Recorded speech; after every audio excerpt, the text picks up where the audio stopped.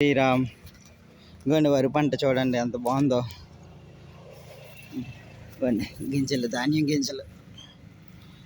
చాలామంది ఇది రెండో పంట వేశారు. మొదటి పంట నుంచి 7 నెలల నుంచి ఇక ధాన్యం గింజలు రైతు విత్తనాలు సేకరణ చేసిన దాంట్లోనే ధాన్యం గింజలు తీసుకొని ఒక బ్యాగు, ఒక బస్తా పడుతుంది దగ్గరకి. ధాన్యం గింజలు చిన్న మడిలోని దున్నుకొని ఈ గింజల్ని మట్టిలోని నాగలి దుక్కుతో కానీ లేకపోతే నీరు కట్టుకొని కలుపుకొని అయినా సరే ఈ వరాకు ఫస్ట్ ఆకు పూసుకుంటారు 7 నెలలని. అలాగే 8 నెలలని ఆకు, 1 నెలలోనే ఆకు పెరుగుతుంది. నీరు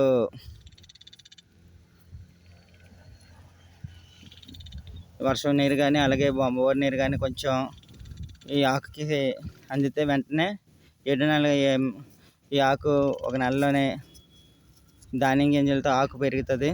ఆకు పెరగగానే 8వ నెల నుంచి వర్షాలు ఎక్కువ పడగానే 8వ నెల దమ్ చేసుకొని వరాకుని విత్తుకుంటారు.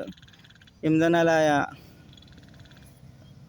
వరాకు విత్తుకోగానే 4 నెలలని 9, 10, 11, 12, 12వ నెల పండగ కల్లా వరదికోండి ఇలాగ వరిసైనా కోతకు వచ్చేస్తుంది. చూడండి ధాన్యం గింజలు. ప్రతి ఒక్క రైతు కూడా భూమున్న ప్రతి ఒక్కరు కూడా భూములు పాడు చేసుకోకుండా లేకపోతే ఏదో తక్కువ ధరలకి ఏదో డబ్బులు వస్తాయి అని చెప్పేసి రియల్ ఎస్టేట్ వాళ్ళకి అమ్మిస్తే మనకి తినడానికి కూడా అన్నం ఉండదు. బియ్యం ధర కూడా పెరిగిపోద్ది. ప్రతి ఒక్కరు కూడా ఇలాగా ధాన్యం గింజలు వరిసైనా పండించాలని మన ఆంధ్ర, తెలంగాణ అన్ని రాష్ట్రాలు అలాగే ఛత్తీస్గఢ్లో కూడా ఇలాగ వరి పంట పండించాలని ఈసారి మనస్ఫూర్తిగా కోరుతున్నాను. అలాగే మన విజయనగరం జిల్లాలో కూడా పారంకొండ, మన విజయనగరం జిల్లాలో కూడా ఈసారి రెండోసారి వేశారు. ఈ ఫస్ట్ పంట డిసెంబరు, జనవరి మొదటిసారికి తీసేసరికి చిన్న మడిలో నుంచి రైతు విత్తనాల సేకరణలో మళ్ళీ ధాన్యం బస్తా తీసుకొని చిన్న మడిలో ఆకుపోసుకొని పంట కొయ్యక ముందు 1 నెల రోజుల ముందు కోసుకొని మళ్ళీ వెంటనే 10-15 రోజుల్లో మళ్ళీ దమ్ చేసి ఈ వరి ఆకుని విత్తుకున్నారు జనవరి ఆఖరికల్లా. ఇప్పుడు ఫిబ్రవరి, మార్చి, ఏప్రిల్, మే చూడండి ఎంత బాగుందో వరి పంట, ఎంత బాగుందో. గింజ చూడు ఎంత బాగుందో. ఇది కాలగట్టున్నా, చెరువు గట్లున్నా లేకపోతే బోరు నీరు పుష్కలంగా ఉన్న ఇలా రెండో పంట వేసుకొని రైతులు బాగా వరి పంట ధాన్యం గింజలు ఇలా దిగుమతి చేస్తారని ప్రతి ఒక్క రైతుని అలాగే యువతని అందరినీ మరి కోరుతున్నాను. మనకి ఏది లేకపోయినా ఒక వరి పంట ఉంటే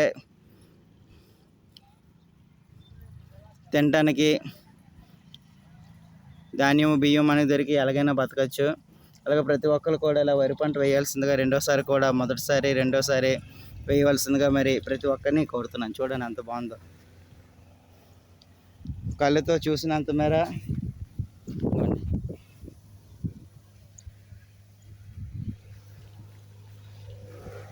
అలా మన విజయనగరం జిల్లా కాదు అన్ని జిల్లాల్లో కూడా మొదటిసారి, రెండోసారి కూడా వరి పంట వేసి రైతులు అధిక దిగుబడిని సాధించవలసిందిగా కోరుతున్నాను.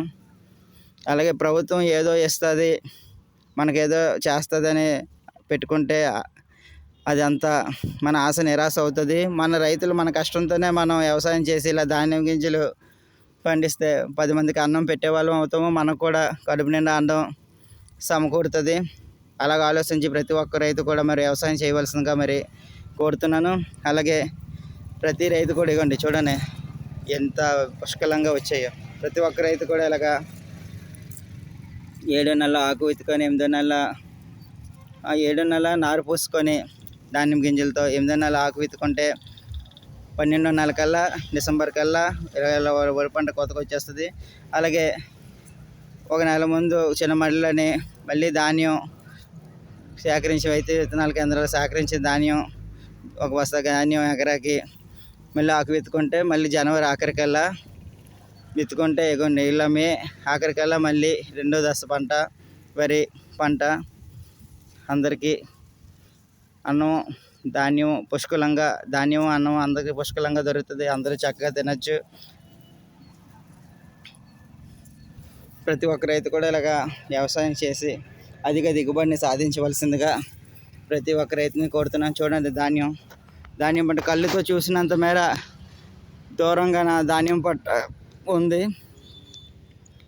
అలాగే ప్రతి ఒక్క రైతు అన్ని జిల్లాల్లో కూడా ఇలాగా కళ్ళుతో చూసినంత మేర ధాన్యం పంట ఉంది. చూడండి, ఇలాగే ప్రతి ఒక్కరు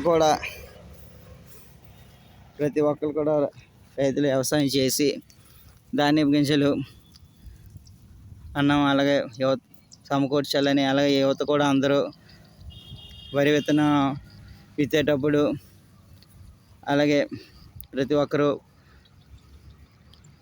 పార్టిసిపేట్ చేసి